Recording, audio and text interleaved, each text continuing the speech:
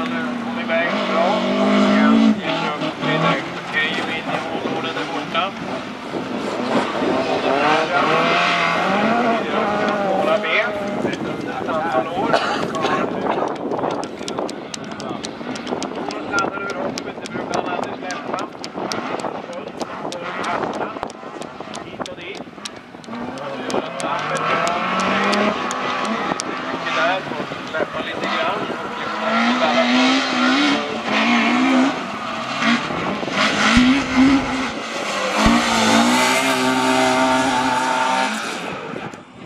laddat den här från Jonas nu. Ska vi se om det räcker till den.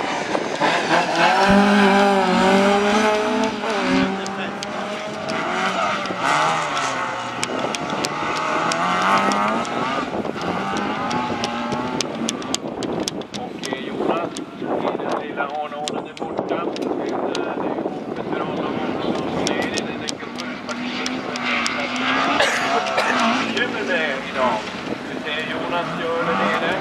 Han inte så våldsamt ner utan åker riktigt bra igenom där. Ja, bra.